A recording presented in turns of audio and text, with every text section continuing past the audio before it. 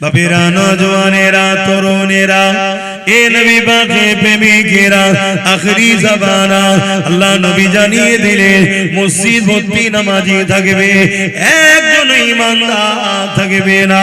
যার ঈমান নেই তার নামাজের তো কোনো কাজে লাগবে না। আল্লাহ নবী জানিয়ে দিলেন আখরি জামানাতে হাতের তালুতে আগুন রাখা থেকেও ঈমান বাঁচানো বড় কষ্টকর হয়ে যাবে। এটা সেই সময় গেছে চারিদিক থেকে আমাদের ঘরে আল্লাহ ও রাসূল থেকে সরাবার পরিকল্পনা করছে। কেউ আমাদেরকে গান দিয়ে ডাকছে, কেউ আমাদেরকে ফাংশন দিয়ে ডাকছে, কেউ আমাদেরকে মেলা দিয়ে ডাকছে, কেউ আমাদেরকে জুয়া দিয়ে ডাকছে, কেউ আমাদেরকে নাচ দিয়ে ডাকছে, কেউ আমাদেরকে শরাবের দোকান খুলে ডাকছে। এই যুবকেরা, তরুণেরা, আবার কেউ আমাদেরকে দাড়ি টুপি কোরআনের মাহফিলের নামে ডেকে নিয়ে গিয়ে আমার রাসূলুল্লাহর আদব মর্যাদাকে খাটো করে দিয়ে আমাদের ঘরে রাসূল থেকে দূরে সরিয়ে দেওয়ার পরিকল্পনা করছে। এরকম একটা কঠিন সময়, এই জন্য আল্লাহ রাসূল বললেন হাতে তালুতে আগুন রাখা থেকেও ঈমান বাঁচানো বড় কষ্টকর হবে। সেটা এই সময় এসে গেছে। তাই বলে দিয়ে যায় আল্লাহ রাসূলকে মহব্বত করে, আল্লাহ নবীকে প্যার করে, যে নবী আমার সারাটা জীবন তোমার আমার জন্য কেঁদেছে, আজও কাঁদছে। কিয়ামতের এই কঠিন দিনেতে যখন নামন করে জাহান্নাম লম্বা লম্বা শিকাবার করে গুনাহগারদের ধরতে যাবে, ওই সময় জিবরাইল আলাইহিস সালাম ঘোষণা দেবে আল্লাহর জাহান্নাম উম্মতে মুহাম্মাদির দিকে তেরে তেরে যাচ্ছে। ওই সময়টা আমার আল্লাহ রাসূলের কানে এই আওয়াজটা যখন চলে যাবে, নবী আমার আল্লাহর আরশে আজিমের উপরে মাকামে সম্মানে সিংহাসনে বসে শাফাআতের তাজ পরে বসে থাকবে। এই কথা যখনই রাসূলুল্লাহর কানে যাবে, নবী আমার ওখান থেকে নেবে মাকামে মাহমুদ বলে একটা জায়গা আছে, ওই জায়গাতে সিজদায় পড়ে যাবে, চোখের পানি ফেলে কাঁদতে থাকবে। এত তারিফ প্রশংসা আল্লাহর করবে, ইতিপূর্বে আল্লাহ তারিফ প্রশংসা এত কেউ করতে পারেনি। আমার নবী পাকের তারিফ প্রশংসা শুনে আল্লাহ পাকের জালাল, আল্লাহ পাকের রহমতে দুনিয়ায় জোশ মেরে উঠবে। আমার আল্লাহ বলবে আমার হাবিব সারা জীবন উম্মত উম্মতি করে কেঁদেছে, আজকে দিনে আপনি আর কাঁদবেন না। আমি আল্লাহ ওয়াদা করেছিলাম ওয়ালা সাওফা ইউতিকা রাব্বুকা ফাতারদা, যত চিরে আপনাকে এত দিয়া দেব যতক্ষণ পর্যন্ত আপনি খুশি না হবেন, আপনার দোয়া আজকে আমি আল্লাহ কবুল করব। আরো জোরে বলুন সুবহান। আশা করা যায় আমার নবীকে আল্লাহ এত ভালোবাসে, গুনার পাহাড় নিয়েও যদি কোনো উম্মত ওঠে, আশা করা যায় কিয়ামতের দিন নবীর খাতিরে সে জান্নাত চলে যাবে। বলুন ইনশাআল্লাহ, বলুন ইনশাআল্লাহ। কিন্তু ওই উম্মত গুলোকে দেখে বড় আফসোস লাগে যারা নবীর দ্বীনকে মিটাচ্ছে। আজ আমার উম্মত ভাইরা আছে দ্বীন মিটাচ্ছে, গান শোনা দিন মিটানো নাই, নিজেকে মিটাচ্ছে। কিন্তু গানের আড্ডা তৈরি করা, মুসলমানের ছেলে মেলা দেয়, মুসলমানের ছেলে জুয়ার আড্ডা দেয়, মুসলমানের ছেলে ফাংশনের নেতৃত্ব দেয়, তার মানে কি পাপের আখড়া তৈরি করলো। এটা ইসলামকে মিটানোর সমান পাপ। শুনছো আমার ভাইরা? এই কথাগুলো বলা দরকার আছে না? হতে পারে আমার সেই সকল ভাইদের কানে যেতে যেতে আল্লাহ চাইলে একদিন তাকে হিদায়াত হয়ে যেতে পারে। আর যদি পরিবর্তন হয়ে যে মেলা ফাংশন গান বন্ধ করে দেয়, তাহলে সে ভাইটা তো বেঁচে যাবে। গুনাহ করে ফেলেছে, আশা করা যাচ্ছে আল্লাহ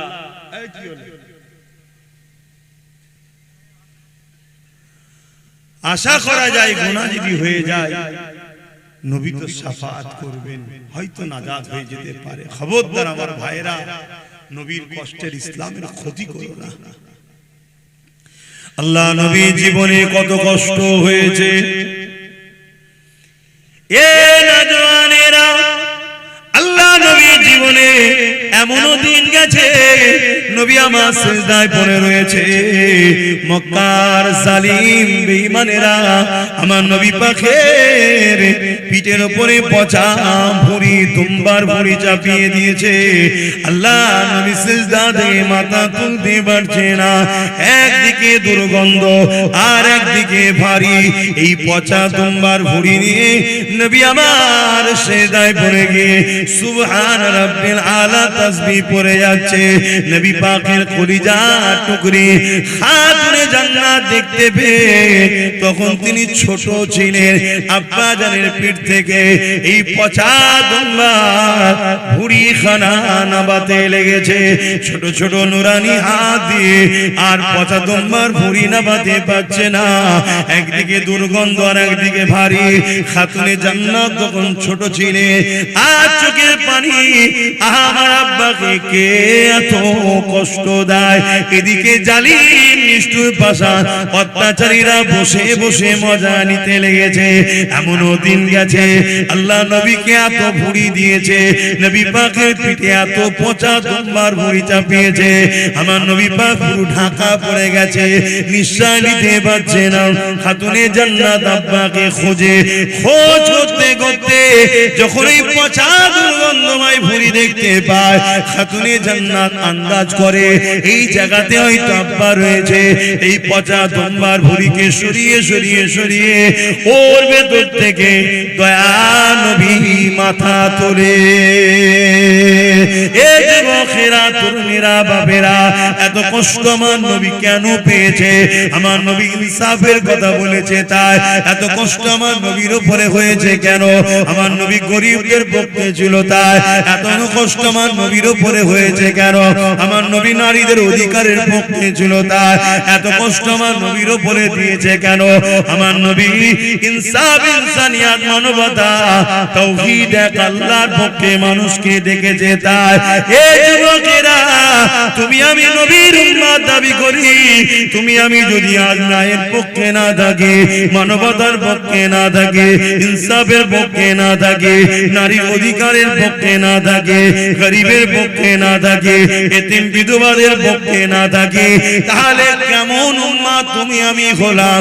যে আমার রাসূলুল্লাহ মিশন ছিল তো এটাই, অন্যায়কে মিটিয়ে আল্লাহর জমিনে নাই শান্তি প্রতিষ্ঠিত করা। এজন্যই তো নবী মার খেয়েছে, এজন্যই তো রাসূলুল্লাহর উপরে জুলুম, কত কষ্ট দিয়েছে আমার নবীকে। এমনও দিন গেছে আমার নবী কে জানে মেরে দিবে, শহীদ করে দেবে। আমার নবী পাহাড়ে চলে গেছে, সেখানে গিয়ে নবী মাসকে মাস কাটিয়েছে। এমনও দিন গেছে আল্লাহ রাসূল হুজরার মধ্যে আছে, নবী পাকের পুরো ঘরটা 36 জন 40 জন উলঙ্গ তরোয়াল নিয়ে জালিম অত্যাচারী নিষ্ঠুররা ঘিরে ফেলেছে আমার নবীকে শহীদ করে দেবে বলে। কিন্তু আমার আল্লাহ আমার নবী পাককে ওখান থেকে হিফাজত করেছেন। জোরে বলুন সুবহানাল্লাহ। আল্লাহ নবী জীবনে অনেক কষ্ট গেছে।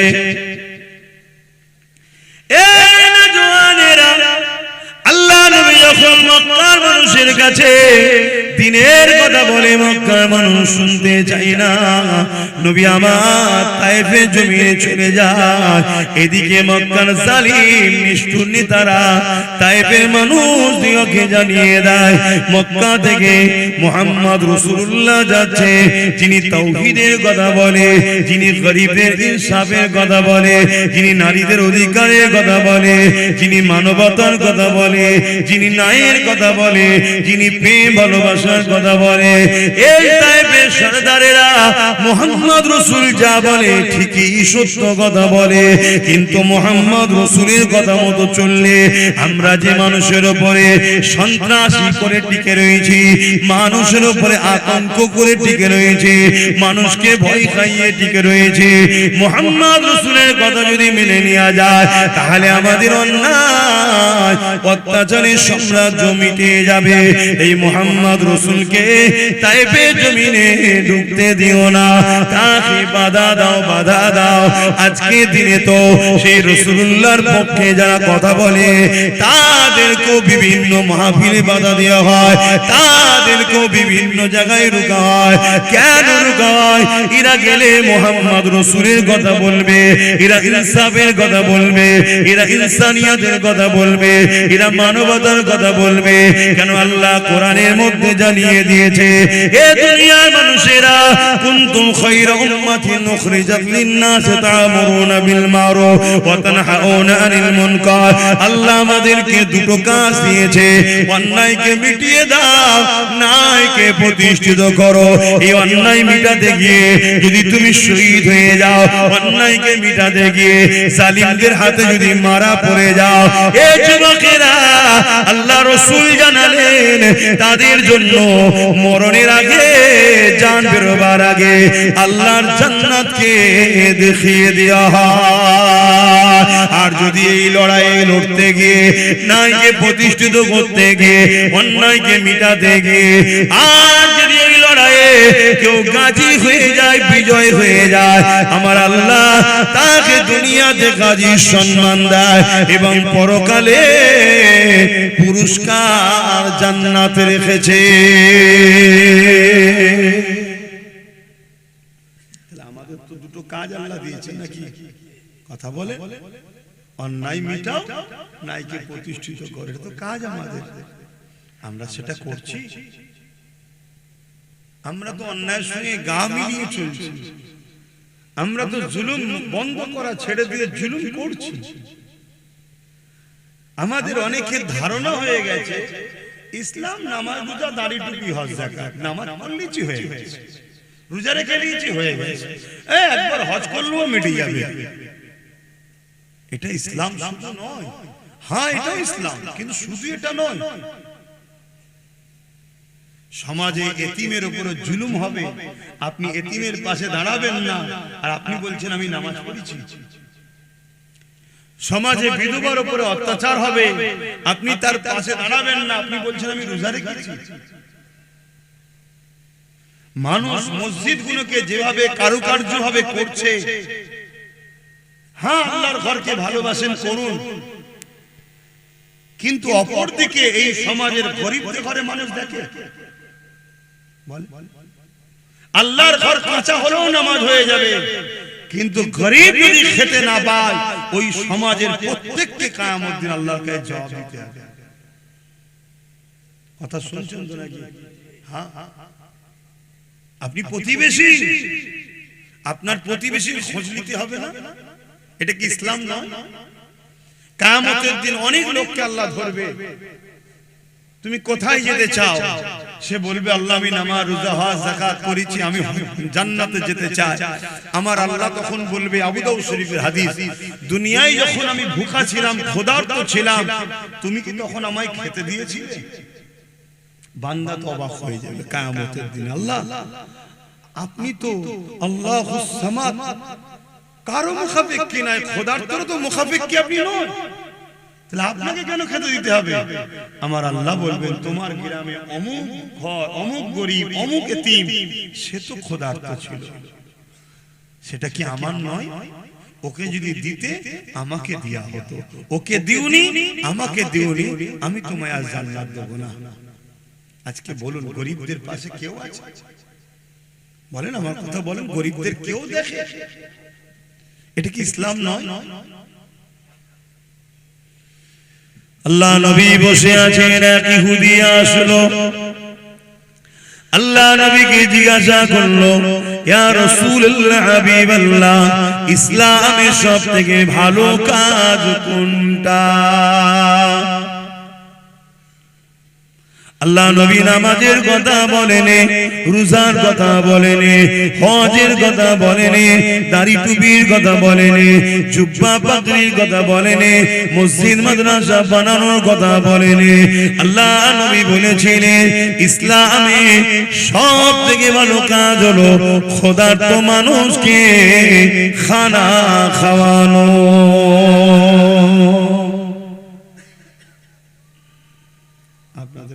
আজান হচ্ছে আপনাদের মহল্লা? আচ্ছা, আজানটা হয়ে যায়।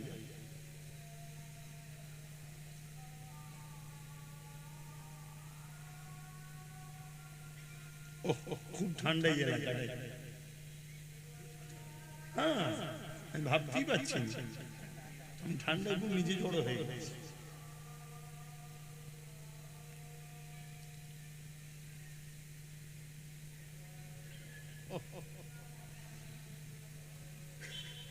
সাল্লাল্লাহু আলাইহি ওয়াসাল্লাম।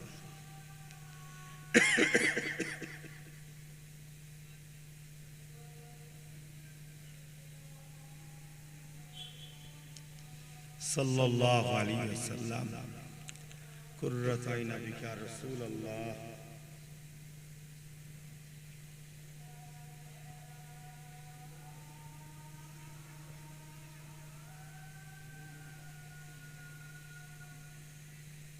لا حول ولا قوة لا حول ولا قوة.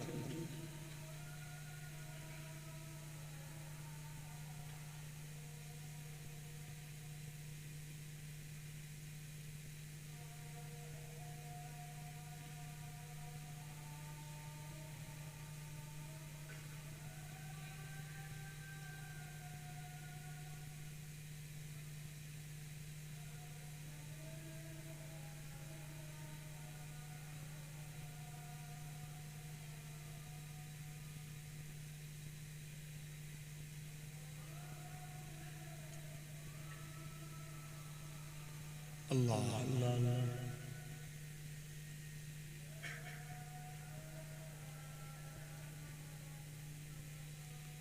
اللهم رب هذه الآت محمد الوسيلة والفضيلة ومحمد إنك لا أفتح لا إله إلا أنت.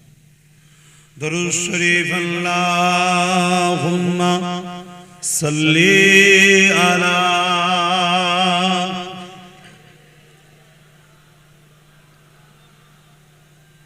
ولا آله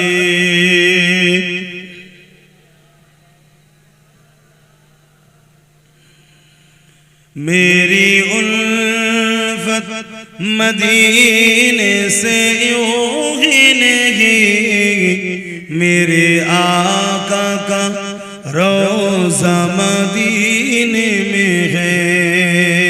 मैं मदीने की जानिब न कैसे खींचूं, मैं मदीने की जानिब न कैसे खींचूं, मेरा दीनो दुनिया मदीने में है।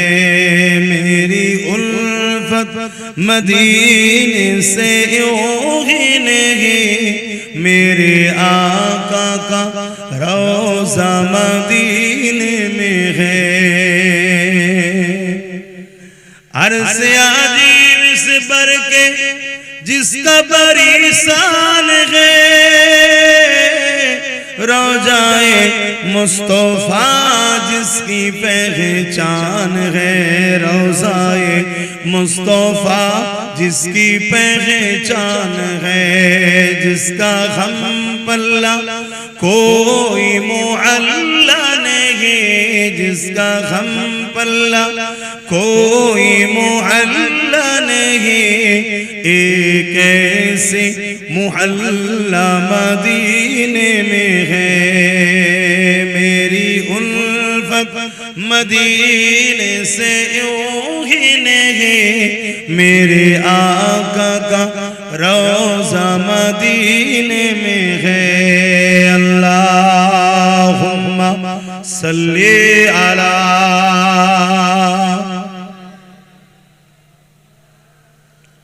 জোরে জোরে পড়েন, আপনাদের দেখে তো আমারও ঘুম পাচ্ছে।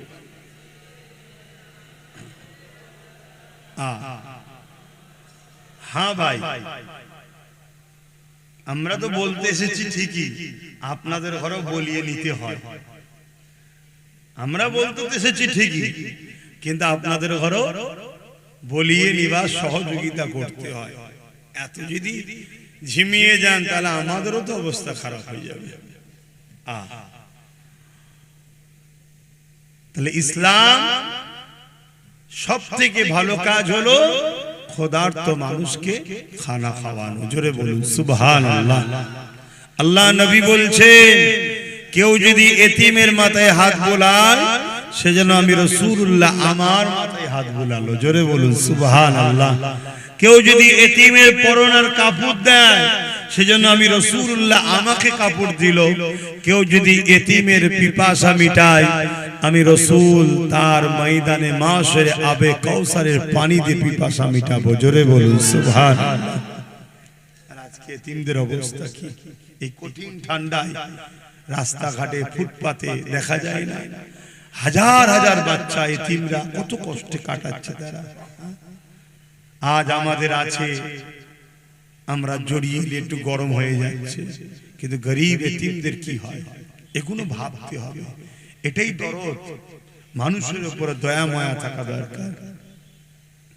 আল্লাহ পাকের এক বান্দি ছিলেন যে সমাজে নোংরা কাজ করে বেড়াতো মেয়েটা, কিন্তু একদিন পাপ কাজ করে ফিরছে আর দেখছে একটা কুকুর একটা কুয়া, দেখবেন কুয়ার উপরটা ঘিরা থাকে যাতে কেউ না পড়ে যায়, ওর উপরে উঠছে আর নামছে। পানি তো পান করতে পারছে না, পিপাসা লেগেছে। আল্লাহর এই বান্দিটা দেখে মনে দয়া হয়েছে যে বান্দি কত পাপ রাস্তায় ছিল, তাকে পানি পান করিয়েছে। কুকুরটাকে দু কদম যেতে না যেতে গায়েবী আওয়াজ এসছে, তুমি এমন একটা ভালো কাজ করলে, তুমি এই মুহূর্তে তওবা করো, আমি তোমার গুনাহ মাফ করে দিতে চাই। জোরে বলুন সুবহানাল্লাহ। সে তওবা করেছে, আল্লাহ তাকে মাফ করে দিয়েছে। তাহলে বলো আমাদের জীবনে ভুল হতে পারে। একটা অবলা পশুকে যদি ভালোবাসলে আল্লাহ তার মাগফিরাত দেয়। আমরা আল্লাহ শ্রেষ্ঠ মখলুক মানুষ, সে অন্য ধর্মেরও হতে পারে, হিন্দু হতে পারে, খ্রিস্টান, মতু, আদিবাসী হতে পারে, গরিব যদি হয়। আর আমার কওমের ভাইদের মধ্যেও তো প্রচুর গরিব আছে, তার পাশে যদি দাঁড়ায় আল্লাহ কি আমাদের উপর দয়া করবে না? দয়া করবে। আল্লাহ নবীর ঘরে শিক্ষা কেমন ছিলেন দেখেন। হযরতে খাতুনে জান্নাত তিনি এমন করে হযরত ইমামে হাসান হুসাইন দুই ভাই অসুস্থ হয়েছে, তাই তিনাদের সুস্থতার জন্য খাতুনে জান্নাত নিয়ত করলেন, মান্নত করলেন, ও রব্বি আল্লাহ আমার বাচ্চা দুটো সুস্থ হয়ে গেলে আমি আপনার খুশির জন্য 3টে রোজা রাখার মান্নত করলাম, নিয়ত করলাম। আল্লাহ পাকের দয়াতে ইমামে হাসান হুসাইন পাক দুই ভাই সুস্থ হয়ে গেলে, তখন ছোট ছোট দিনেরা ছিলেন। এই সুস্থ হয়ে যাওয়ার দরুন হযরতে খাতুনে জান্নাত মাওলা আলী শের খোদার সঙ্গে আলোচনা করলে, আমার প্রাণের স্বামী আমি আল্লাহ পাকের কাছে এই বলে মান্নত করেছিলাম, হাসান হোসেন সুস্থ হয়ে গেলে আমি 3টে রোজা রাখবো। আল্লাহ পাক সুস্থ করে দিয়েছে, আমি রোজা রাখার ইচ্ছা প্রকাশ করছি। হযরতে মাওলা আলী বলেছিলেন, এ খাতুনে জান্নাত আপনি একা কেন রাখবেন, আমিও আপনার সঙ্গে রোজা রাখবো। হযরতে মাওলা আলী রোজা রাখলে, খাতুনে জান্নাত রাখলে, হযরত ইমামে হাসান হোসেন তিনারাও উঠে পড়লেন, তিনারাও বলতে লাগলে, আম্মা জান আমরাও সেহরি খাবো, রোজা রাখবো। এ যুবকেরা, ঘরে একটা কাজের মানুষ ছিল যার নাম হলো ফিজ্জা, তিনিও বললেন, আম্মা আমাকে ইজাজত দেয়া হোক, আমিও নফল রোজা রাখবো। 4জন 5জন হয়ে গেল রোজা রাখা, সেহরি খেতে লেগেছে। কি সেহরি খাচ্ছে? এ যুবকেরা, বাপেরা মন দিয়ে শোনো গো, ঘরে কিছুই নাই, পানি দিয়ে সেহরি করা হচ্ছে, শুধু পানি। দোনো জাহানের সুলতানের বেটির ঘরের কথা বলছি, শুধু পানি। বাপেরা, নওজওয়ানেরা, তরুণেরা, এই সময়তে মাওলা আলী সকাল হয়ে যায়, হুজুর আমার কাজে খোঁজে বেরিয়ে গেলে, কেননা ইফতার আরে যদি কিছু পাওয়া যায়, এর জন্য তিনি কাজে বেরিয়ে গেলেন। খাজুরের বাগানে পানি দেওয়ার কাজ করতে লাগলেন। এতে সামান্য কিছু আল্লাহ মিলালেন, তা থেকে জবের আটা, রুটি এবং কিছু খাজুর কিনে নিয়ে এলে। যখন ইফতার সাজানো হয়ে গেছে, আজানের অপেক্ষা রয়েছে, ইফতার করবে, হঠাৎ করে দরজার গোড়ায় এক অচেনা মুসাফির আওয়াজ দিয়ে বলতে লাগলো, এ খাতুনে জান্নাত, এ নবীর কলিজা টুকরি ফাতেমা, এ আহলে রাসূলরা, আমি বড় ক্ষুধার্ত রয়েছে, কয়েকদিন আমার খাওয়া হয়নি। নবীর ঘর থেকে আমরা ফিরে যাব, আহলে রাসূলের ঘর থেকে খালি হাতে ফিরে যাব, এটা হতে পারে না। এ আমাকে কিছু দেন। হযরতে খাতুনে জান্নাত দেখলো ইফতারটা এত সামান্য রয়েছে, ওই মানুষটাকে সব যদি না দেয়া যায়, একটা মানুষের পেটও ভরবে না। এই খাতুনে জান্নাত ওই ইফতারের পাত্রটাকে নিয়ে হযরতে মাওলা আলী স্বামীকে দিয়ে দিলে, যান এই মুসাফিরটাকে দিয়ে দেন, ওই গরীব ক্ষুধার্তটাকে দিয়ে দেন। হযরতে খাতুনে জান্নাতের কথা শুনে মাওলা আলী বলল, না, আমার বাচ্চা দুটো রোজা রেখে আছে, তারা ইফতার কি করবে? তুমি আমি না হয় বড় মানুষ নাই করলা, দুটো ছোট্ট ছোট্ট বাচ্চা, তারা রোজা রেখে সারা দিন রয়েছে, সেহরিতে পানি খেয়েছে, তারা কি ইফতার করবে? একবার মাওলা আলী বলল, না। মাওলা আলী ইফতারের থালিটা নিয়ে গিয়ে, পাত্রটা নিয়ে গিয়ে ওই মুসাফিরটাকে দিয়ে দিল। মুসাফির চলে গেল, মান্যতে রোজা ছিল। পরের দিন আবার সেহরিতে খাতুনে জান্নাত উঠলো, মাওলা আলীও উঠলো, ইমামে হাসান হোসেন উঠলো, ওই ফিজ্জা নামের কাজের মানুষটা উঠলো। 5 জনে আবার সেহরিতে পানি খেলে, আবার রোজা নিয়ত করে নিলে। আবার মাওলা আলী দিনের বেলা কাজের জন্য বেরিয়ে গেলে, আবার সামান্য কিছু অর্থ মিলল, তা থেকে আবার কিছু জবের আটা, রুটি আর কিছু খাজুর কিনে নিয়ে এসে ইফতারির জন্য তৈরি হতে লাগলো। আজানের অপেক্ষায় রয়েছে। দ্বিতীয় দিনে সে ইফতারেতে হঠাৎ করে দরজার গোড়ায় আবার প্রথম দিনের ন্যায় একজন মুসাফির এসে সালাম দিয়ে আওয়াজ দিলে, এ আহলে রাসূলরা, আমি বড় ক্ষুধার্ত রয়েছি, আমাকে কিছু খেতে দেন, আমাকে ফিরিয়ে দেবেন না? হযরতে খাতুনে জান্নাত প্রথম দিন স্বামীর হাতে তুলে দিয়েছিল। মায়ের নকশা কদমে চলে বাচ্চারা, এই জন্য বলা হয় বাচ্চাদের প্রথম শিক্ষিকা হলো মা। তাই হযরতে ইমাম হোসেন পাক উঠে দাঁড়িয়ে গেলেন, ওই ইফতারের পাত্রটা নিলেন, সোজা গিয়ে ওই মুসাফিরের হাতে দিয়ে ঘরে এসে বসে পড়লেন। যে আজান দিল, পানি দিয়ে ইফতারটা করে নিল। এ যুবকেরা, তরুণেরা, দ্বিতীয় দুটো রোজা রাখা হয়ে গেল। তৃতীয় দিনে সেহরিতে আবার খাতুনে জান্নাত উঠলো, মাওলা আলী উঠলো, ইমাম হাসান হোসেন উঠলো, ফিজ্জা নামে মানুষটা উঠলো, ফিজ্জা নামে কাজের মহিলাটা উঠলো।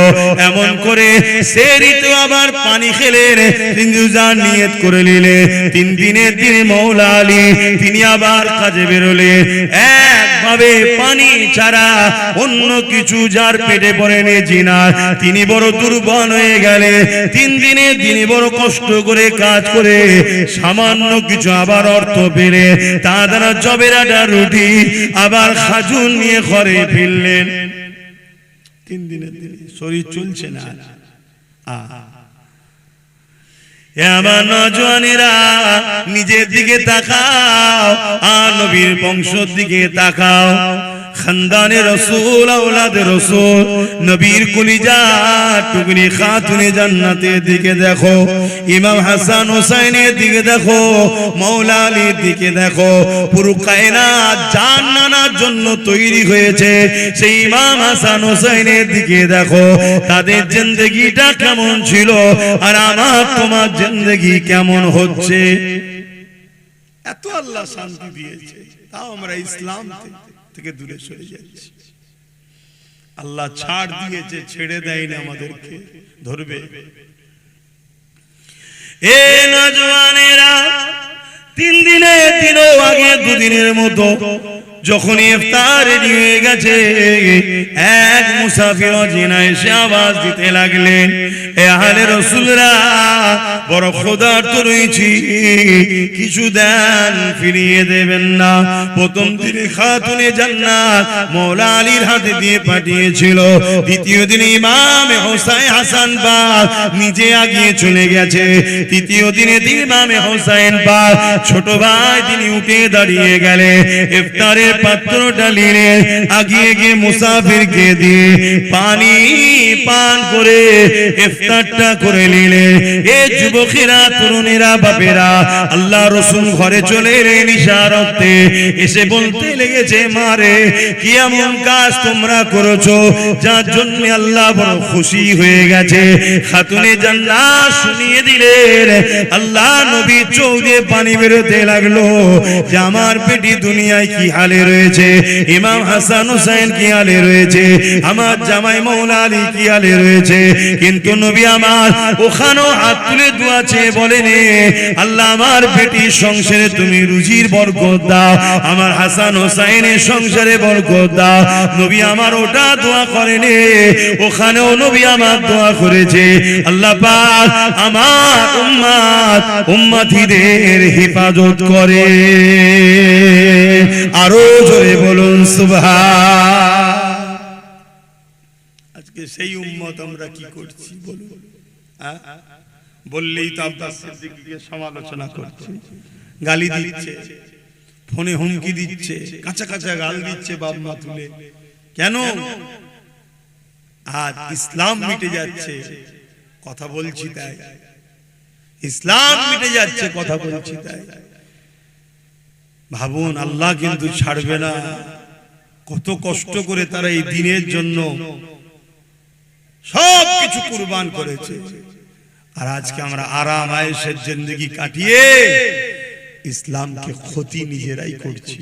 আল্লাহ ছেড়ে দেবে না, এখনো সময় আছে, তওবা করেন, পরিবর্তন হন, ভাবেন গরিবকে কিভাবে ভালোবাসতে হয়। দেখুন, আরো এক তারিখের কথা, আম্মা জান, অসুবিধা হচ্ছে না তো ভাই? আপনাদের অসুবিধা হচ্ছে না তো? কেন আমার পরে তারপরে নামাজ হবে বললো?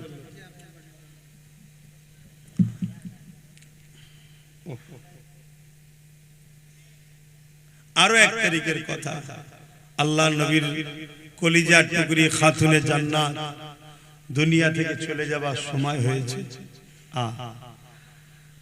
হযরতে মাওলা আলী হুজুরের কোলে মাথা রেখে খাতুনে জান্নাত চোখ মুজে শুয়ে আছে, যাবার সময় একদম শেষের দিকে, দুনিয়া থেকে পর্দা নেবেন, ইন্তেকাল করার সময় এসে গেছে। হযরতে মাওলা আলী খাতুনে জান্নাত নিজের স্ত্রীর মাথায় হাত বুলোতে বুলোতে চোখ ভরা পানি নিয়ে বলছে, আমার প্রাণের স্ত্রী, এতদিন সংসার করলাম, কোনদিন একটা বার আপনি আমাকে কোন জিনিস আমাকে মুখ ফুটে চাননি আমার কাছে, শুনছেন? কোনদিন একটা জিনিস আমার কাছে চাননি। হযরতে খাতুনে জান্নাত চোখ খুললেন, মুচকি হাসলেন, হেসে বলছেন, আমি সাক্ষী দিচ্ছি আমি আপনার উপরে রাজি খুশি আছি। জোরে বলুন সুবহানাল্লাহ। পৃথিবীতে তো ওই স্বামীটাই, ওই পুরুষটাই তো শ্রেষ্ঠ যাকে তার স্ত্রী বলবে আপনার উপরে আমি খুশি, আপনি ভালো। কথা বুঝে আসছে? তা আপনি কেন চিন্তা করছেন? আমি আপনার উপরে রাজি আছি। কিন্তু মাওলা আলী শেরে খোদা বলছে, আমার দিল চাইছে একটা তো কিছু বলো, কিছু তো একটা চাও যেটা আমি তোমার জন্য এনে দেব। কখনো তো কিছু চাইলে না। হযরতে খাতুনে জান্নাত বলে, যখন আপনি এতই করে বলছেন, জান একটা আপেল কিনে নিয়ে আসেন, একটা সেফ নিয়ে আসেন, আমি এটা আপনার কাছে চাইলাম জান। दोनों জাহান সুলতানের বেটি হযরতে মাওলা আলী কোল থেকে বড় আদর করে স্ত্রীর মাথাটা তাকিয়া বালিশের উপরে রেখে দিয়ে খাতুনে জান্নাতের জন্য ছুটতে লেগেছে। হযরতে আলী চোখে পানি, এ পানি বড় আনন্দের পানি। আজ আমার কাছে ফাতেমা কিছু চেয়েছে, তাই বাজারে গেছে। এত অল্প পয়সা ছিল, একটা পিসি শুধু আপেল হয়েছে, ওই আপেলটা কিনে নিয়ে ঘরে ফিরে আসছে। রাস্তায় একটা ক্ষুধার্ত ব্যক্তি মুসাফির হাত দিয়েছে। এ হযরত আলী, এ নবীর জামাতা, এ আলে রাসূল, আমি বড় ক্ষুধার্ত, তোমার হাতের আপেলটা আমাকে দাও, আমার বড় খিদা লেগেছে, আমাকে ওটা দাও। হযরত আলী চিন্তা করতে লেগেছে, জীবনে প্রথমবার আমার স্ত্রী ফাতেমা আমার কাছে একটা আপেল খেতে চাইলো, আর আমি ওইটা কিনে নিয়ে যাচ্ছি। এত সামান্য পয়সা দ্বিতীয় কিনারও নাই, যদি মুসাফিরটাকে দিয়ে দিই, এই গরীব ক্ষুধার্তটাকে দিয়ে দিই, আমার স্ত্রী জীবনে চাইনে চলে যাবার সময় অতিনার নজদিকে এসেছে। আরে আমি কি করি, নিজের মধ্যে তোরপার হতে হতে ওই আপেলটা হযরতে মওলা আলী ওই গরীবটার হাতে দিয়ে দিলে। কি তাদের প্রেম ছিল গরীবদের উপরে, দেখো, দিয়ে মন মরা করে আর ঘরে ঢুকছে। হযরতে খাতুনে জান্নাত মুচকি হেসে বলছেন, হ্যাঁ আমার প্রাণের স্বামী, আপনি আমাকে আপেল খাওয়ালে আমি জানা খুশি হতাম, তার থেকে বেশি ওই গরিবকে আপেল দিয়াতে আল্লাহ খুশি হয়েছে। জোরে বলুন সুবহানাল্লাহ, আরো জোরে বলুন সুবহানাল্লাহ। ভাই, ওলিরা যদি দূরের খবর দেখতে পাই, নবীর বেটি দেখতে পাই না, কি গো, আল্লাহ তাদেরকে সব দেখার ক্ষমতা দিয়েছে। তাহলে বলুন গরিবকে কিভাবে ভালোবাসতেন তিনারা। আর আজকে আমরা নিজের প্রতিবেশী, নিজের আত্মীয়র মধ্যে গরিবের উপরে আমাদের আজকাল গুরুত্ব নাই। গরিবের উপরে সবাই জুলুম করছে। গরিবকে প্যার করো, গরিবকে ভালোবাসো, গরিবকে সাথ দাও, আল্লাহ খুশি হবে। কিয়ামতের দিনে একটা যুবককে আল্লাহ উঠাবে, যে যুবক কিয়ামতের দিনে আল্লাহ পাক তাকে বলবে হিসাব দাও, দাও হিসাব দাও। বান্দা বলবে, আল্লাহ আমি দুনিয়ায় এত অন্যায় এত পাপ করেছি, আল্লাহ আপনি আমাকে সবার সামনে অপমান না করে গোপনে গোপনে আমাকে জাহান্নামে দিয়ে দেন। আল্লাহ বলবে, বান্দা লা তাখনাতু মির রাহমাতিল্লাহ, আমার রহমত থেকে নিরাশ হয়ো না, আমাকে দেখাও। আল্লাহ কুদরতি ভাবে তার আমলনামা দেখবে, সত্যি পুরো পাপ অন্যায়, একটা ভালো কাজ পাবে। আল্লাহ পাকে যেটা দেখে বড় পছন্দ হয়ে যাবে, আল্লাহ পাক বলবে, বান্দারে তোমার সবই তো অন্যায় দেখলাম, তোমার সবই তো পাপ দেখলাম, ও আমার বান্দা, তবে তোমার একটা ভালো কাজ দেখেছি, যেটা আমি বড় রাজি খুশি হয়েছি। এ বান্দারে বলো তুমি কোথায় যেতে চাও? বান্দা এই সময় বলতে লাগবে, ও রব্বি আল্লাহ, আপনি যদি দয়া করেন, আপনার দয়ার বিনিময়ে আমি জান্নাতে যেতে চাই। মনে রাখবেন, খুব সুন্দর কথা, আল্লাহ দয়া ছাড়া জান্নাত পাওয়া যায় না। নামাজ হুকুম পড়তে হবে, রোজা হুকুম রাখতে হবে, হজ হুকুম মালদারদের করতে হবে, যাকাত হুকুম মালদারদের দিতে হবে। কিন্তু নামাজ দেখিয়ে, রোজা দেখিয়ে, হজ দান খায়রাত দেখিয়ে আল্লাহর জান্নাতের আশা করবেন না। কারণ আমাকে যে আল্লাহ এই যে জমিনের উপরে খাওয়াচ্ছে, জমিনের উপরে বাঁচিয়ে রেখেছে, এই যে নিঃশ্বাস টানছি ছাড়ছি, এর ঋণ কখনো শোধ করতে পারবেন না। কিয়ামতের দিনে একটা বান্দাকে আল্লাহ উঠিয়ে জিজ্ঞাসা করবে, বান্দারে বলো তুমি কোথায় যেতে চাও? ওই বান্দাকে আল্লাহ 500 বছর হায়াত দিয়েছিল দুনিয়ার জমিনে।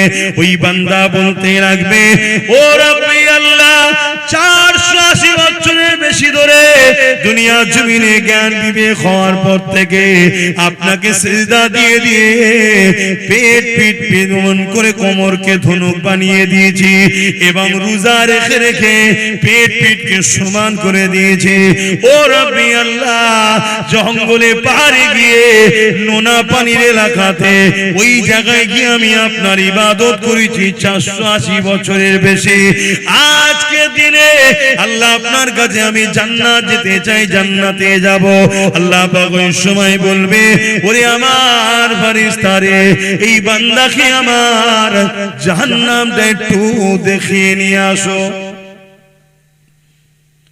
500 বছর হায়াত, 480 বছর প্লাসে ইবাদত করেছে আল্লাহ, সেজদা দিয়ে দিয়ে নিজের পিঠকে ধনুকের ন্যায় করে ফেলেছে, রোজা রেখে রেখে পেট পিঠ সমান করে ফেলেছে।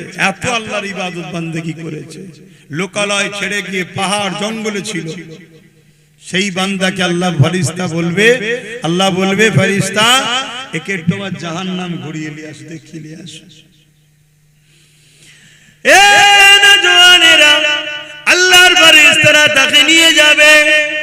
যেতে যেতে পথের মধ্যে এক জায়গাতে এমন সময় পিপাসা লেগে যাবে, কেননা জাহান্নামে তাপ আসতে লেগেছে, পিপাসা লেগে যাবে, এত পিপাসা লেগে যাবে।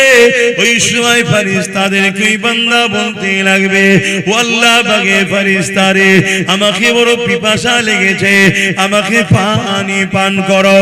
ওই সময় ফেরেশতারা বলবে, তোমরা দুনিয়ার বান্দা ছিলে, এখন পরকালে এসেছো, কোন জিনিস কি বিনিময় ছাড়া হয়? তোমাকে যে আমি পানি দেব, এর বিনিময়ে তুমি কি দেবে? তোমার তো কিছুই নাই। ওই সময় ফেরেশতারাই স্মরণ করিয়ে দেবে, হ্যাঁ তোমার অনেক নেক আমল রয়েছে, যদি এই আমলগুলো আমাকে দিয়ে দাও তাহলে তোমাকে আমি পানি পান করাবো। ভাইরা মন দিয়ে শোনেন, বাপেরা মন দিয়ে শোনে, মা বোনেরা মন দিয়ে শোনে। দুনিয়ার হাওয়া গায়ে লাগছে, আখিরাত কত কঠিন জায়গা বুঝতে পারছি না, কবর কত কঠিন জায়গা বুঝতে পারছি না। এই সময় তুই বান্দা এত পিপাসা লাগবে, সে বেখিয়াল হয়ে যাবে, সমস্ত আমলকে দিয়ে দিয়ে এক পাত্র গিলাস পানি পান করার পরে তার মধ্যে তৃপ্তি হবে। ওই সময় আওয়াজ দেবেন, আল্লাহ আমার ফেরেশতারে, ওই বান্দাকে নিয়ে চলে আসো যে জায়গাতে পানির পিপাসা লেগেছে, ওখান থেকে জাহান্নাম আরো হাজার হাজার বছরের রাস্তা এখনো রয়েছে। ভাইরা আমার, এই পিপাসা এত দূর থেকে জাহান্নামের তাপে লাগবে, সমস্ত আমলের বিনিময়ে এক গিলাস পানি সে খরিদ করে ওই পানি পান করবে। আল্লাহ দরবারে ফিরিয়ে নিয়ে আসা হবে। আল্লাহ পাক আবার জিজ্ঞাসা করবে, ওরে আমার বান্দা তুমি কোথায় যেতে চাও? বান্দা আবার বলবে, আল্লাহ 480 বছরের উপরে আপনার ইবাদত বندگی করেছি, আপনি আমাকে 500 বছর হায়াত দিয়েছেন, জ্ঞান বিবেক বুদ্ধি যখনই হয়েছে সিজদায় পড়ে পড়ে পড়ে পড়ে পিঠকে ধনুক বানিয়ে দিয়েছি, রোজা রেখে রেখে আমি এমন করে পেট পিঠকে সমান করে দিয়েছি। আল্লাহ পাক এই আমলের বিনিময়ে আমি জান্নাতে যেতে চাই। আমার আল্লাহ বলবে, বান্দারে তোমার আমল তো এখন আর নেই, এক গিলাস পানির বিনিময়ে তোমার আমল তো তুমি ফেরেশতাদের দিয়ে দিয়েছো। বান্দা মাথা হ্যাট হয়ে যাবে। আল্লাহ বলবে, বান্দা মাথা তোলো, বলো কোথায় যাবে? বান্দার জবানের বল বন্ধ হয়ে যাবে, চোখ দিয়ে পানি বেরোতে লাগবে, হায় আমি কি করলাম।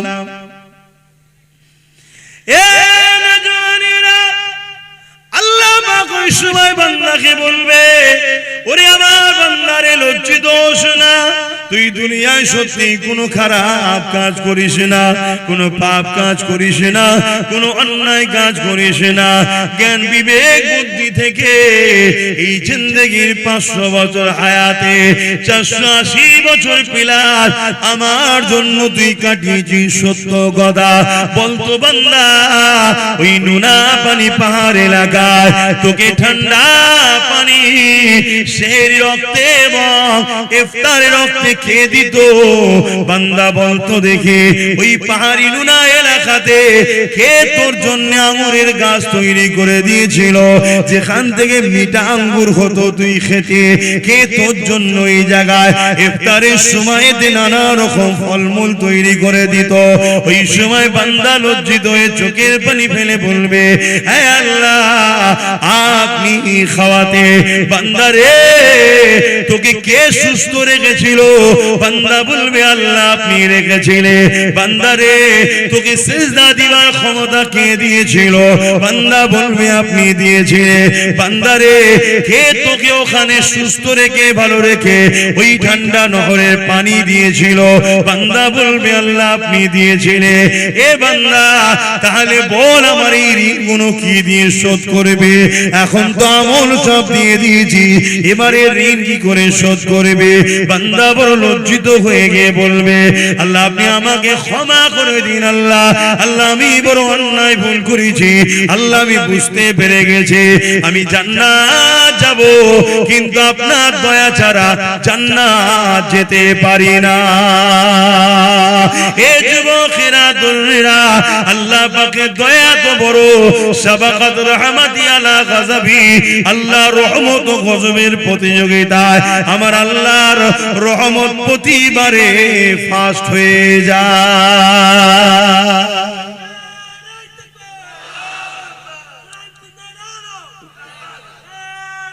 আল্লাহ ভাই, জানি না কেন ওয়াজ করতে আসি, কষ্ট হচ্ছে, ঘুম ঘুম লাগছে, কথা বুঝে আসছে। তারপরেও আল্লাহ যতটুকু বলাচ্ছে, আপনাদের অসুবিধা হচ্ছে না তো? খুব কষ্ট লাগছে কথা বলতে। তো যাই হোক ভাই, তাহলে ভাবুন, আল্লাহ রহমত ছাড়া নাজাত পাওয়া যাবে না। আর সূরা আম্বিয়ার মধ্যে আল্লাহ বলছেন, ওমা আরসালনাকা ইল্লা রাহমাতাল লিল আলামিন। আমার নবীকে আল্লাহ আল্লাহর রহমত দয়া করেছে, জোরে বলুন সুবহানাল্লাহ। তো ভাই, সেই আল্লাহর উপরে মহব্বত, নবীর উপরে মহব্বত, আল্লাহর সৃষ্টিকে ভালোবাসুন, তবে আল্লাহর রহমত পাবেন। যে কথা বলছিলাম, ওই যুবকটা, ওই বান্দাকেও আল্লাহ সেদিন নাজাত দেবে, জোরে বলুন সুবহানাল্লাহ। তো যে কথা বলছিলাম, ওই যুবকটা কি আল্লাহ পাক বলবে, বান্দা যা, আমি তোকে আমার রহমতের বিনিময়ে জান্নাত দিলাম, জোরে বলুন সুবহানাল্লাহ। কাশ ওই যুবক যদি আমি হই, কত সুন্দর হবে। কি হবে আল্লাহ জানে। এত পাপ থাকার পরও আল্লাহ তাকে নাজাত দিচ্ছে কেন? তার একটা কাজ আল্লাহর বড় পছন্দ হয়েছে। কি কাজ ছিল? প্রচন্ড গরমের সময় এক পশু রোদে বাঁধা ছিল, তাকে ছায়ায় বেঁধে পানি পান করিয়েছিল। আল্লাহ দেখে বড় ভালো লেগেছে, জোরে বলুন সুবহানাল্লাহ। তুই আমার সৃষ্টির উপরে দয়া করেছিস, যখন আমার সৃষ্টি বিপদে ছিল, আজ আমি আল্লাহ তোর উপরে দয়া করব, এখন তুই বিপদে আছিস, জোরে বলুন সুবহানাল্লাহ। আজ যদি আমরা আল্লাহর শ্রেষ্ঠ সৃষ্টি মানুষকে যদি বিপদ মুক্ত করি, মানুষের উপরে জুলুম হচ্ছে যদি জুলুম থেকে মুক্ত করি, মানুষের উপরে মিথ্যা মামলা হচ্ছে তার হাত থেকে মানুষকে যদি বাঁচায়, মানুষ নেশায় আসক্ত হয়ে ধ্বংসের দিকে যাচ্ছে তার হাত থেকে যদি আমরা মানুষকে বাঁচাই, মানুষকে যদি খুন রেপ অশান্তির হাত থেকে মানুষকে যদি বাঁচায়, বা ক্ষুধার্ত মানুষের মুখে যদি খাবার তোলার ব্যবস্থা করি, এর থেকে মহান পুণ্যের কাজ আর কি হতে পারে? কথা বুঝছেন তো নাকি? অতএব এই কাজ অনেক নেকির কাজ, পুণ্যের কাজ। এই কাজ আপনারা করুন। মনে রাখবেন, একদিকে যেমন আল্লাহর সৃষ্টিকে বাঁচানো, আল্লাহ সৃষ্টির উপরে দয়া দেখানো, আল্লাহ আপনার উপরে দয়া দেখাবে, অপরদিকে আল্লাহর পেয়ারা নবী নূর নবীর মেহনতের কষ্টের ইসলাম আজ জালিমদের কাছে বড় খাতরা, বড় জালিমদের আঘাতের শিকার হচ্ছে। যেমন আমার দেশের কেন্দ্র সরকার ওয়াকফ কালা কানুন তৈরি করে আমার ইসলামকে মিটাতে চাইছে, নিশ্চয়ই আমরা এ বিষয়ে খবর রাখি না? এটা আওয়াজ দিয়ে বলুন। আজকে 2025 এখনো চলছে। এবছরে একটা আইন তৈরি করেছে ওয়াকফ কালা কানুন, সংবিধান বিরোধী, ইসলাম বিরোধী।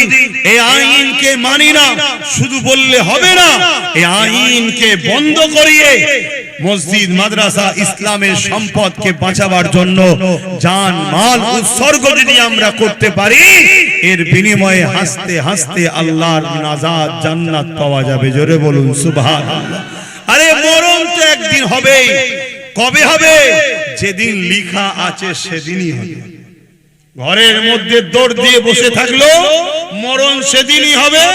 আর বাইরে বেরিয়ে খালিদ বিন ওলীদের মতো 125টা লড়াইয়ের ময়দানে গিয়ে পুরো শরীরে ক্ষত বিক্ষত করেছে, তারপরও শহীদ হয়নি, বিছানায় শুয়ে মরণের দিনেই ইন্তেকাল করেছে। জোরে বলুন সুবহানাল্লাহ। কিন্তু আজ এসআইআর এর ভয়ে ওয়াকফ আন্দোলনটাই ভুলে গেছে। বন্ধ হয়েছে না? এসব তো পরিকল্পনা। ওয়াকফ আন্দোলন হলো পৃথিবী ব্যাপী আন্দোলন, ইন্টারন্যাশনাল আন্দোলন। এসআইআরটা যদি রাষ্ট্রীয়ভাবে করে, এর আগেও হয়েছে, এখনো হবে। নাম সংযোজন, নাম সংশোধন। মারা গেছে কাটা যাবে, 5 জায়গায় নাম, 4 জায়গায় কাটা যাবে, 1 জায়গায় থাকবে। বিবাহ হয়েছে, বাপের বাড়ির নাম বাদ যাবে, স্বামীর বাড়ির নাম থাকবে। কথা বুঝে আসছে তো? এটা হলো এসআইআর। এর বাইরে গিয়ে যদি বলো যে কাউকে ইচ্ছা করে নাম বাদ দেবে, অর্থাৎ মুসলমানকে তো টার্গেট করছে, শুনছি, ঠিক তো নাকি? তুমি বলো, তুমি এটা যদি তোমার নাম ইচ্ছা করে বাদ দেবে বলে, তুমি কি করবে? তোমার কি করার আছে বলো? তুমি পেরেছিলে তোমার 500 বছরের প্রমাণ হওয়া বাবরিকে বাঁচাতে? যে বাবরি সুপ্রিম কোর্টে প্রমাণ হলো ওখানে মসজিদ ছিল, ওখানে অন্য কোন ধর্মের ধাঁচা নিচুই ছিল না, ওখানে নামাজ হতো, ওখানে মসজিদ ছিল, প্রমাণ হয়েছে সবকিছু সুপ্রিম কোর্টে। তারপরেও তুমি কি তোমার মসজিদকে বাঁচাতে পেরেছো? তাহলে তোমার মধ্যে একটা সাধারণ মুসলমানের নাম যদি জোর করে বাদ দিয়ে দেয়, কাগজ নিয়েই কি করবে? তুমি কাগজ খুঁজছো? কাগজ নিয়েই কি করবে বলো? তাহলে বাঁচাবার মালিক কে? মারার মালিক কে? তাহলে সেই আল্লাহর দিকে তো আমাদেরকে রুজু হওয়া দরকার। চলো, আল্লাহ আছে, আল্লাহ আছে। সে সব ছেড়ে দিয়ে এখন কাগজ খুঁজছে, আমার কি হবে, আমার কি হবে? আরে তোকে যদি মনে করে তাড়াবো, কাগজ থাকার পরেও তোকে তাড়িয়ে দেবে, তুই কিচ্ছু করতে পারবি না। কেন? তোদের কোনো রাজ পাওয়ার নেই। তাই যাদের হাতে পাওয়ার তারা কেউ তোদের নয়। না মমতা তোদের, না মুদি তোদের, কেউ তোদের নয়। একদম সাফ ভাষায় বলে দিয়ে গেলাম, লিভার হলে লে, আর না লিভার হলে মরগে যা, যার যেটা ভালো লাগে করবে যা।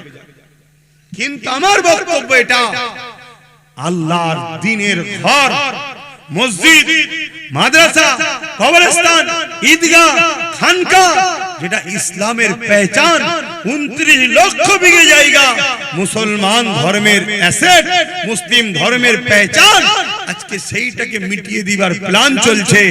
সেটাকে ভুলাবার জন্যই হয়তো এসআইআর হতে পারে। এই কথা বুঝছেন না? বুঝেন না?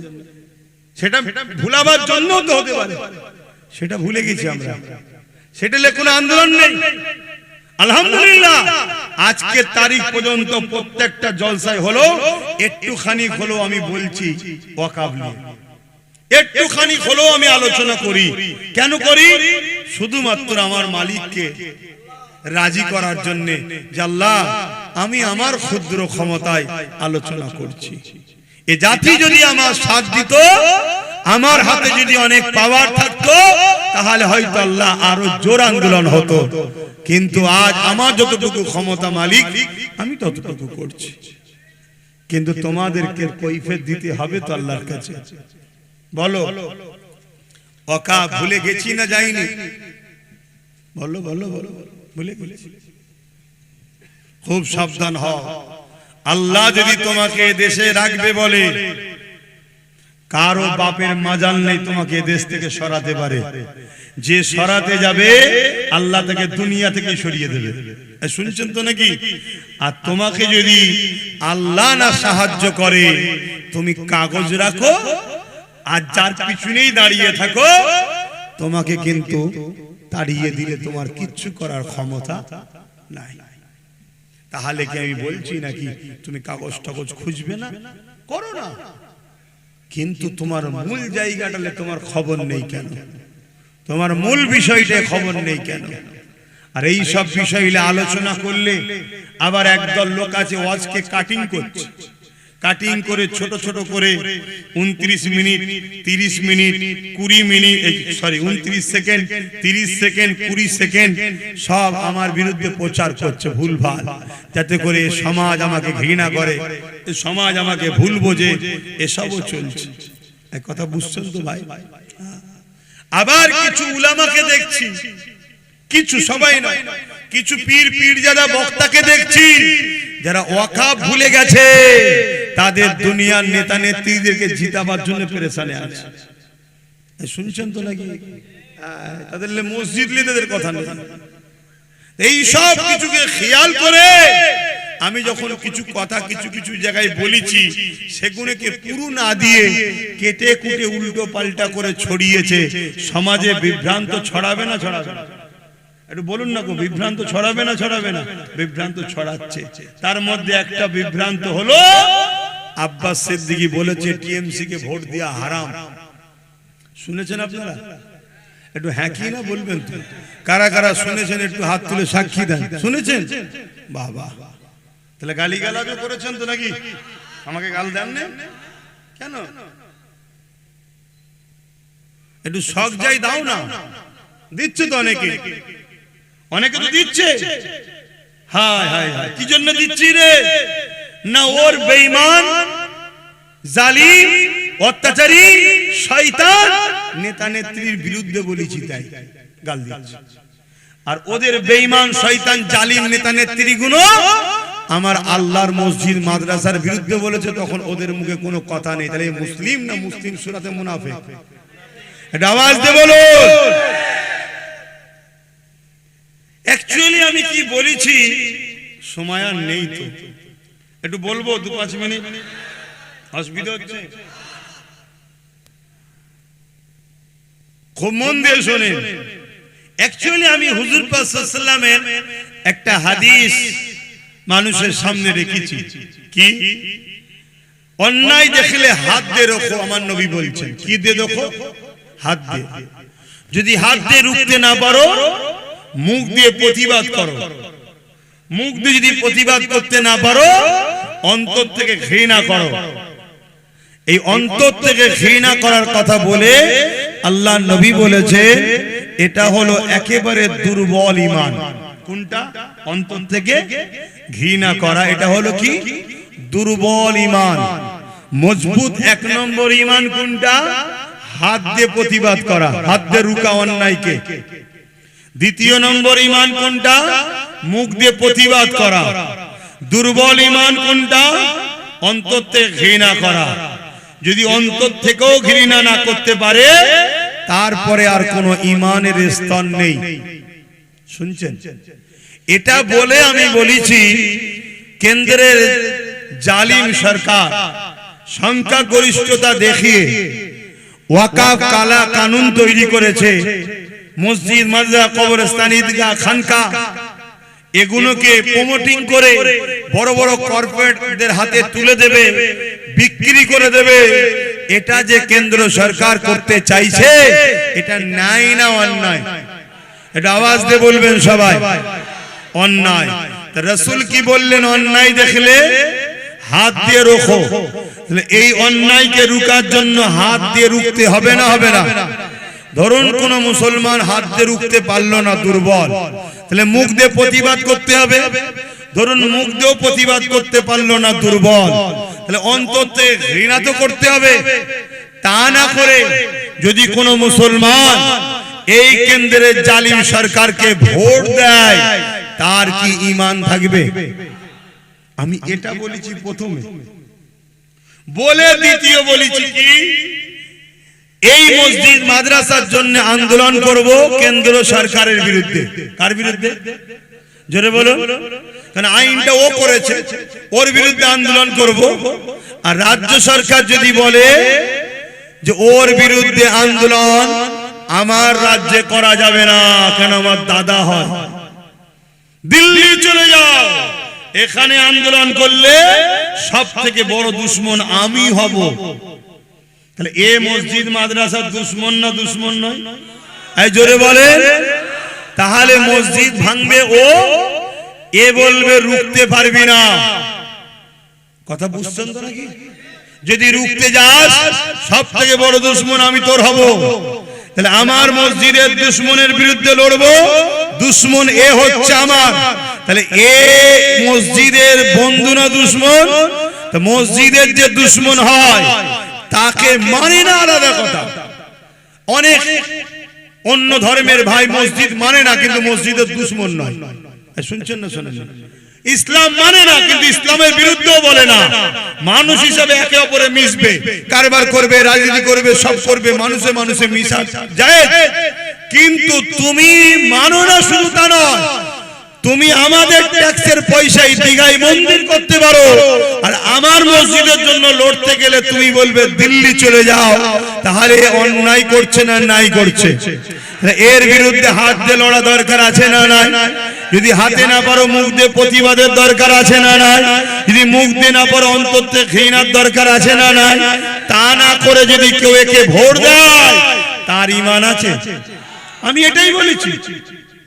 কেন একে ভোট দিচ্ছ তুমি? এ শক্তিশালী হয়ে ও মসজিদ ভাঙবে, এ আমাদেরকে বেড়া দেবে, এ আন্দোলন করা যাবে না। শুনছেন না? আরো কথা বলেছি। কি বলেছি? কি বলেছি? মন্দির বানাচ্ছে ট্যাক্সের পয়সায়, চলো, তারপরেও চলো, ছেড়ে দাও, কথা বুঝে আসছে। কিন্তু তুমি মন্দির বানিয়ে প্রসাদ খাইয়ে মুসলিম সমাজকে কাফের বানাবার পরিকল্পনা করেছে না করেনি? রেশনের মধ্যে দিয়ে প্রসাদ পাঠিয়েছে না পাঠায়নি? বুকে হাত দিয়ে বলুন, প্রসাদ খেলে ঈমান থাকে? জোরে বলো, ঈমান থাকে। তাহলে তুমি এক মন্দির করলে রাজকোষের টাকা, এটা যেমন অন্যায়, তারপরেও চলো সম্প্রীতির স্বার্থে, বৃহৎ স্বার্থে চুপ করে গেলাম। কিন্তু তুমি প্রসাদ খাইয়ে মুসলিম সমাজের ঈমানকে লুটতে চেয়েছো, আমাদের বেঈমান বানাতে চেয়েছো, এটা নাই না অন্যায়? তাহলে এই অন্যায়ের বিরুদ্ধে হাত দিয়ে রুখা দরকার আছে না নাই? মুখ দিয়ে প্রতিবাদের দরকার আছে না নাই? অন্তর থেকে ঘৃণার দরকার আছে না নাই? তা না করে একে আবার ভোট দিয়ে শক্তিশালী করছো, যাতে করে আরো কিছু হারাম খাইয়ে মুসলমানদেরকে কাফের বানায়। অতএব এই কাফেরের যে শাস্তি দেবে সে বেটাও কাফের হবে। কথা বুঝছেন না? বোঝেন না?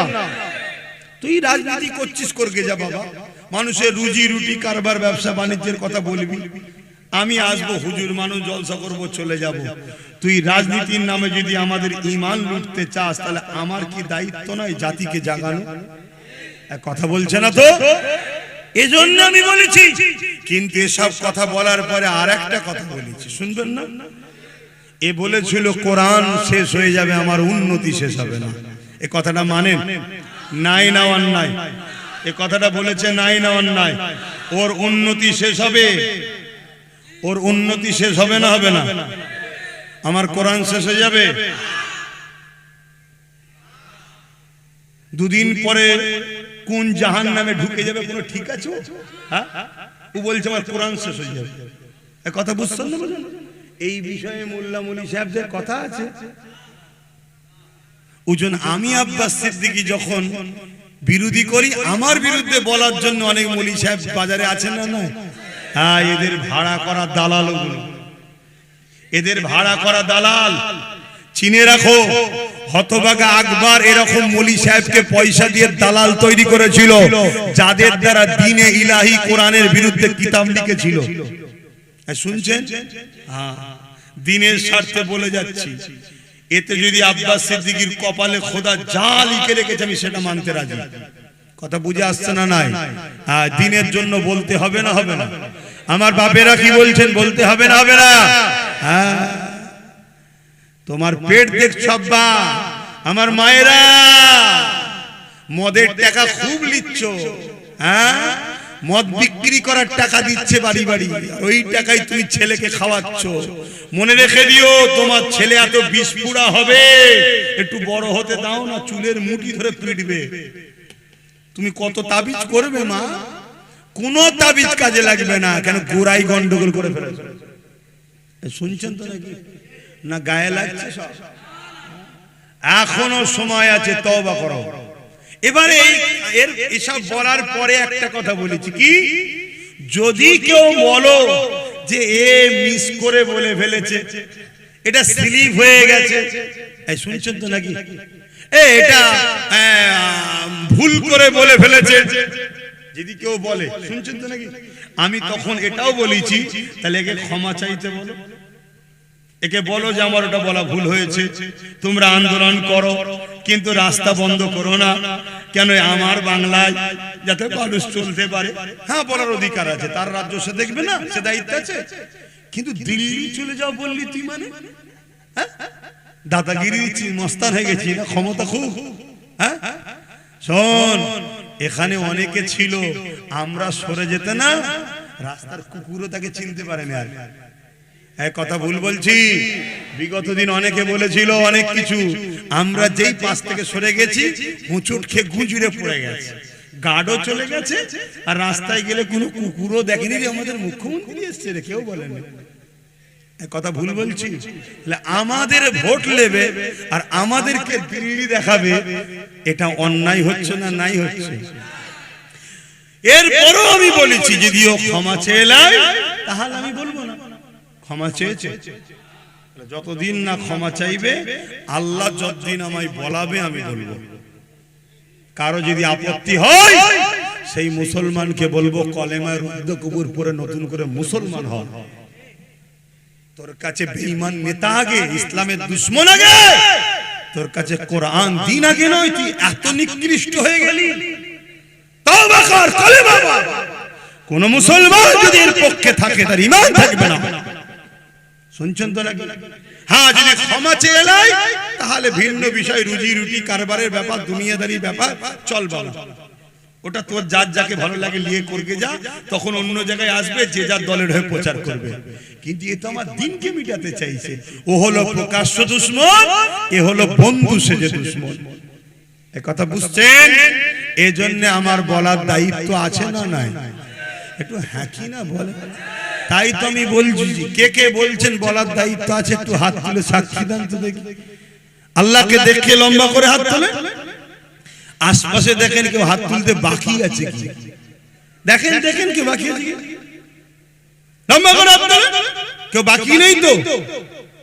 যদি কেউ বাকি থাকে তাকে শুধু চিনে রাখবেন, তার সাথে বিরোধী করবেন না, তাকে চিনে রাখবেন শুধু, যে আমাদের কোরআনের পক্ষে নয়। ব্যাস মিটে গেল। কথা বুঝে আসছে না? নাই তো ভাইরা আমার, এইটাকে আবার কাটিং করেছে একদল মুনাফিক।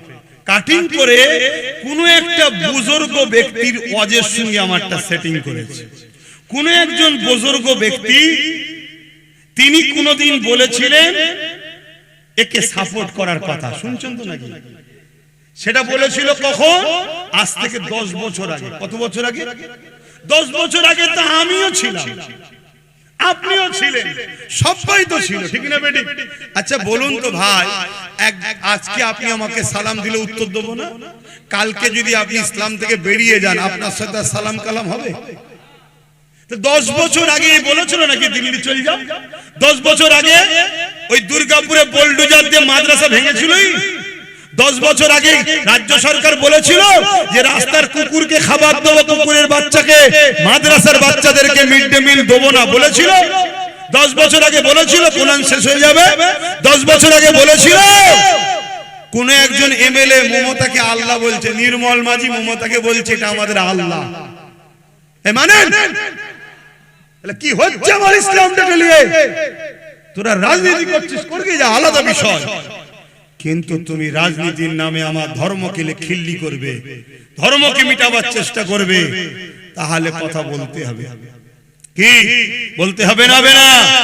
হ্যাঁ, মনে রেখে দিও, আল্লাহ দ্বীনের জন্য একটা গরিবে নওয়াজি যথেষ্ট, আল্লাহ দ্বীনের জন্য একটা ফারুকে আজমি যথেষ্ট, আল্লাহ দ্বীনের জন্য একটা আবু বকর সিদ্দিকী যথেষ্ট, আল্লাহ দ্বীনের জন্য কাকে আল্লাহ বেছে নেবে সে জানে, একটা মুজাহিদি যথেষ্ট। কিন্তু মনে রাখবে, বাকি যারা কমসে কম অন্তর থেকেও যদি ঘৃণা করো আলাদা কথা, তা না করে যদি ক্ষমতায় আনার জন্য সাপোর্ট করো গোপনে গোপনে, কেউ না জানুক, আল্লাহ জানছে না জানে না, তুমি জবাব দেবে আল্লাহর কাছে, মনে রাখবে। এবারে ওই একটা বুজুর্গ ব্যক্তির কথা আমার সঙ্গে জুড়েছে, তাহলে ইনি কি হবে?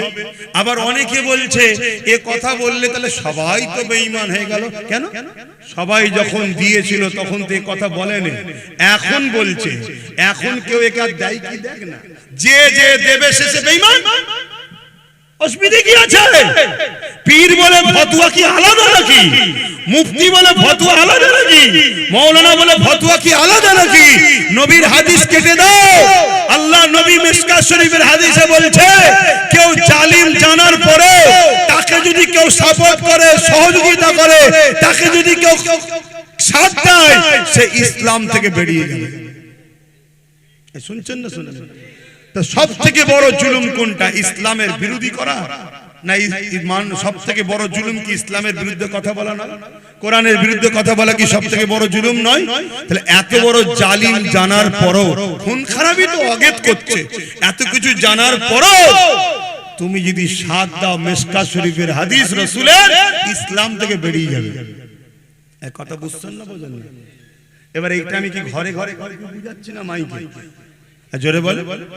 এতগুলো সব চোখ বসে আছে, এই যে দেখছেন না, এরা আবার কোটি লোকের কাছে পৌঁছাবে, এদের কাজ কোটি কোটি লোকের কাছে চলে যাবে, তাই তো নাকি? তা আব্বাস সিদ্দিকী যদি ভুল বলে থাকে, তোমরা যারা ভাড়াটিয়া মৌলী সাহেব আছো, তাহলে একজন ব্রিকেটের মাঠে বসা হোক না ডিবেটে, আমার ভালোবাসার মানুষগুলো জানবে আব্বাস সিদ্দিকী ভুল বলেছে, আমার থেকে সরে যাবে, এরা তোর তো উপকার হবে, বসা না। শুনছেন তো নাকি? আর যদি বলেন যে না, তাহলে বাপ ডাল মে কুছ কালা হ্যায়, ডাল মে কুছ কালা হ্যায়। আসো, বিগত দিন মসজিদ ছিল, মাদ্রাসা ছিল, দান করেছি স্পেনে, হাজার হাজার মসজিদ এখন সিনেমা হল না অফিস আদালত হয়ে গেছে, দান করবেন নাকি? তাহলে বিগত দিন তুমি ভালো ছিলে, বলেছিলে ভালো কাজ করব, মানুষ বিশ্বাস করে দু হাতে তোমার সাথ দিয়েছে, ওটা ছিল ভিন্ন বিষয়। আজ যখন তোমার মুখোশটা বেরিয়ে পড়েছে, অরিজিনাল মুখোশ খুলে মুখ বেরিয়েছে, অন্য রাজ্যে বিজেপি যা করছে তুমি বাংলাতে সেই করছো নাগপুরের ইশারায়। তোমার রাজ্যে থানার মধ্যে মুসলমান মরছে, তোমার রাজ্যে ওবিসি তৈরি করে মুসলিম জাতির মেরুদণ্ডকে তুমি ভেঙে দিলে, তোমার রাজ্যে আনিস খানকে মেরে দেওয়া হচ্ছে, তোমার রাজ্যে তামান্নাকে বোম দিয়ে মারা হচ্ছে, তোমার রাজ্যে এত জুলুম হচ্ছে, একটা মুসলমানের বাড়িতে তোমার যাবার সময় হলো না, উপরন্তু যেই বিজেপির খগেন মুর্মু মার খেলো অমনি তুমি চলে গেলে। তাহলে তোমাদের দুজনের মিলটা কত বুঝতে পারছো তো নাকি? তাহলে অন্য রাজ্যে বিজেপি আরএসএস এর ইশারায় কাজ করছে, তুমি এখানে আরএসএস এর ইশারায় সেই কাজ করছো, ও ডাইরেক্ট তুমি পিছন থেকে আঘাত করছো। ডাইরেক্ট আঘাতের থেকে পিছনের দুশমন খতরনাক বেশি, নবী বলছে বেশি ভয়ঙ্কর। প্রকাশ্য দুশমন যতই থাক, মুনাফিক সবচেয়ে বড় ক্ষতিকারক। হযরতে সালাউদ্দিন আইবি 12 লক্ষ খাজা সেনা নিয়ে 4 লক্ষর মোকাবেলায় লড়াই করেছিল, করার পরে সালাউদ্দিন আইবি ঘরে এসে মন খারাপ করে বসে আছে। সবাই জিজ্ঞেস করছে, হুজুর আপনার মন খারাপ কেন? আপনি কি খুশি নয় মসজিদে আকসা উদ্ধার হয়েছে? সালাউদ্দিন আইবি বলছেন, খুশি তো জানি, কিন্তু আমাদের মধ্যে কিছু গাদ্দার আছে, এদেরকে যদি বিচার না করা যায় মসজিদে আকসা আবার চলে যাবে। সালাউদ্দিন আইবি একটা গোয়েন্দা টিম তৈরি করলেন, তাদেরকে মসজিদে পাঠালেন, মক্তবে পাঠালেন, খানকায় পাঠালেন, কথা বুঝে আসছে, মাদ্রাসায় পাঠালেন। কেন না? এখানেই গোপন দুশমন থাকে। শুনছেন তো নাকি? 3000 আলেম উলামাকে সালাউদ্দিন আইবি নিজে হাতে করে কতল করেছে। তারা কারা? সুরাতে সকলে মুসলমান মাওলানা, ভেতরে সব ছিল ইহুদিদের চর। তাহলে আজকেও আছে না? না জোরে বলে, চিনবেন কি করে? হক উলামা চিনার একটা নমুনা বলে যাচ্ছি, হক উলামা চিনার নমুনা বলে যাচ্ছি। যদি ভুল হয় উলামা ভাইরা ধরিয়ে দেবেন। উস্তাদ বলে আপনাকে সম্মান করব, আপনার পায়ের জুতো ঘুরিয়ে দেব, আপনার উজুল লুটা পিসাবের লুটাও বইব। পীরের বেটা তো কি হয়েছে, উস্তাদকে সম্মান করতেই হয়। আমার ভুল হলে ধরিয়ে দেবেন, উস্তাদের সম্মান দেব। আর যদি ভুল না হয়, প্রকাশ্য যদি সাথ নাও দিতে পারেন, গোপনে গোপনে আমার সাথে আছেন, এই প্রমাণটা আমার সাথে রাখুন। কথা বুঝে আসছে না? নাই আমি জানি সব উলামার প্রকাশ্য আসার ক্ষমতা নাই, কারণ সে মজবুরিতে আছে। কথা বুঝে আসছে? কিন্তু গোপনেও যোগাযোগ রাখুন যে আছি ভাই যাই। কথা বুঝে আসছে না? নাই হক উলামা চিনার নমুনা বলে যাচ্ছি। হক উলামা কোনো দিনের জন্য সময়ের জালিম শাসকের সঙ্গে সম্পর্ক রাখবে না। কি বললাম? হক উলামা সময়ের জালিম শাসকের পক্ষে কখনো থাকতে পারে না। তার নমুনা দিলেন। দাদা হুজুর ব্রিটিশের বিরুদ্ধে ছিল, মুজাদ্দেদ আল-ফেসানি হতভাগা আকবরের বিরুদ্ধে ছিল, আমার ইমামে আজম সময়ের শাসকের বিরুদ্ধে ছিল, আমার ইমাম মালিক সময়ের শাসকের বিরুদ্ধে ছিল, ইমাম বুখারী সময়ের শাসকের বিরুদ্ধে ছিল। যুগে যুগে যুগে যত বড় বড় হাক্কানি উলামা এসেছে, তাদের সঙ্গে সময়ের জালিম শাসকদের টক্কর ছিল। কথা বুঝছেন? আর জালিম শাসকরা এই সকল উলামাদের উপরে হাজারো টর্চার করেছে, হাজারো জুলুম করেছে। তারা সব জুলুমকে সহ্য করেছে, কিন্তু জালিমের কাছে মাথা নত করেনি। জোরে বলুন সুবহানাল্লাহ। কথা শেষ করছি, ব্যথা পেলেন? আসেন সংক্ষেপ করব, তার আগে একটু সালাম দেব। ইয়া নবী সালাম।